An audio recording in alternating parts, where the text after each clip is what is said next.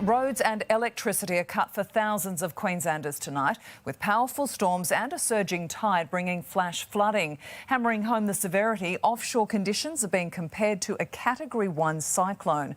We have special coverage of this weather event with reporters across the region, bringing us breaking news and everything you need to know. We begin on Brisbane's Bayside.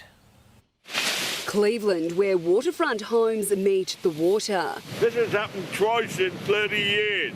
Across Bayside suburbs, salt water is rising up, rolling over footpaths, covering roads and lapping at doorsteps. Wynnum, a washout, waves turning front yards into baths. Some dangers are obvious, like the rough and tumble of crashing waves. Others, a shock. This electrical box is one of several spotted with smoke pouring out. This little thing here. Firefighters quickly closed trouble spots, but the dangers remain. Very high so-called spring tides combining with a low pressure system and trough to cause the surge.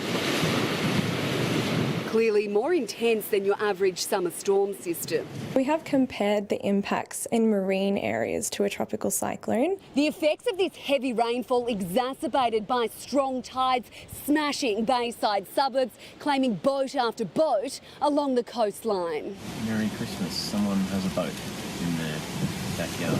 Houseboat Popeye running aground on Thompson's Beach. At the moment it's taking on water on one side because the waves are fairly big hitting it. Brendan O'Reilly's home is now unlivable. Even his tinny is taking on water. John Gilbert's pride and joy suffering the same fate. The pensioner now homeless. That's what's happened. She snapped the rope apparently as a big squall came through this morning. High and dry, Keith's sailing boat survived Sydney to Hobart in 1983, taking home silver, but couldn't withstand today's storm. Heart's in your mouth when you see a boat up on the beach. Simply, the water is no place to be right now. An inflatable playground torn down, a floating walkway tossed around in the thumping swell, and a shoreline already bearing deep scarring. The heaviest of the rain so far at Upper Springbrook in the Gold Coast hinterland. In 24 hours over the weekend, they saw 475 millimetres. That means a lot of flooded roads and flooded vehicles of all types. Down trees, damage and stories of what if. The wind was blowing in the right direction because it actually fell over onto the park and not into our yard where our cars are usually all parked. This wind has not stopped for 4 days.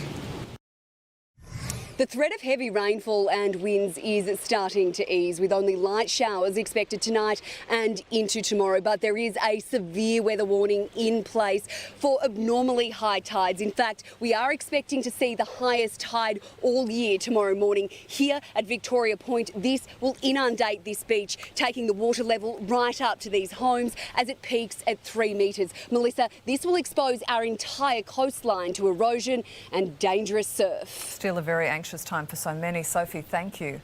Well, the Gold Coast is copping a battering. All beaches are closed and staying that way until the danger passes. Out of the water, punishing winds are a real problem. A shade sail in shreds, sheets of metal flapping in the wind, while this home in Southport gained a new roof. Wild weather causing havoc right across the Gold Coast, and for several hours bringing the Gold Coast Highway to a standstill. Wind gusts of up to 80 kilometres an hour recorded, whipping up the sand, covering car parks. Monster swell, waves measuring up to 11 metres off Coolangatta. It's pretty ugly to look at. That's what look at. We're used to seeing such a beautiful alley. A difference from last week to being sunny and hot and pretty small waves to like cyclone weather. At Currumbin, a raging torrent in the Surf Club car park. Most listening to the warnings and staying away. It's always a risk during these big swell events due to the surges washing up into the journal areas. And while the surf was off limits, coast beaches became a playground. Thick sea foam blanketing one end to the other.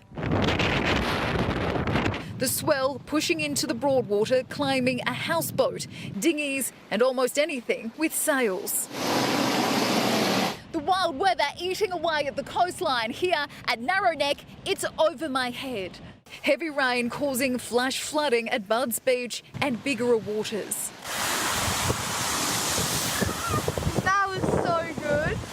Springbrook in the hinterland once again in the firing lane, the hardest hit and prompting a new wave of concerns. The build-up of water coming down, plus the high tide, we're monitoring it very closely. Council workers on standby, sandbagging stations in full swing as the Gold Coast braces for another wet night. Well, we're here at Rickshaws in Burleigh Heads. As you can see, they've sandbagged the windows and doors of this very popular restaurant. But take a look, you can see it's already copped quite a battering today. These sandbags, well, they will stay in place overnight with more wild, wet weather expected ahead. Melissa? To Alex Heinke on the Sunshine Coast. Alex, there are serious concerns for Bribie Island tonight. What is happening there? His phone doesn't work, so I've found... Well, I'll put it simply, Melissa, a section of it is right now vanishing tonight. It's essentially splitting Bribie Island in two. We're going to show you what it looks like over on Bribie Island up close in a few moments. And although it is a sort of a small area, the ramifications could be huge for the entire Pumicestone Passage and in particular businesses and people here at Golden Beach. Coast to coast, a canal cuts Bribie Island in two, put there by surging seas, sending wave after wave at the sand.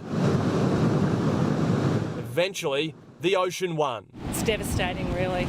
We have lost a significant amount of sand and a significant amount of vegetation that won't be replaced. Here's the before and after shot from the sky, but that wasn't the only trench created at high tide. Well, the tide has now turned, but it has revealed too the damage, and it is extensive. It's a narrow section here at Bribie Island, maybe 15 metres across, but you can see it's now acting no longer as a barrier for the Pumicestone Passage, and long term there's really no knowing the damage this will now cause. Kerry Chandler's boat hire business, like many others, rely on Bribie to keep things calm on the other side. For us as a business, we've got to really reassess the dangers involved now for our customers to come here. It's falling apart in front of their eyes, and council can't even assess the destruction yet. We won't know the full extent until after we have seen that tide drop. In fact, most of the Sunshine Coast was hit hard, Maroochydore taking riverfront living to a dangerous level. I didn't think it was that bad, and then I come out and it's pretty bad. Residents at Mullaney faced floodwaters as well after 210 millimetres fell in a few hours. If it keeps raining, it just doesn't stop. It can go really up high. It stopped cars outside the dairy, but it didn't stop the fun. The water ran wild at Whopper Dam, covered paths at Caloundra, submerged streets in Cotton Tree, even filled gumboots at Conondale. Alex Heinke, 9 News. Live now from Wivenhoe Dam, Ebony Kaolaro. Ebony, which areas are in the firing line tonight? Well, Melissa, at the moment it looks most likely the north coast that could get a few more falls. There's still plenty of showers around, although most of the heavy rain has seemed to have moved. The Bureau says we need to keep an eye out for some potential thunderstorms tonight. No warnings in place yet. But if we take a look at the radar for today, you can see that pretty much the entire southeast was blanketed in blue. It came down for most of the day, some very decent falls in some places too. And what's more interesting is actually the cumulative totals for places like the Gold Coast hinterland, who've had more than 500 millimetres over the past few days. That is extraordinary. Today, though, the wind really made it feel like cyclonic conditions. We had wind gusts between 60 and 100 kilometres an hour in the southeast at around lunchtime today. That is equivalent to a Category 1 cyclone. And Melissa, just to keep things interesting, a cyclone has just formed off the coast of Fiji, in between Fiji and Vanuatu. How will that affect us here in Queensland? Well, I'll have all those details a little bit later in the weather report. Ebony, look forward to it. Thank you.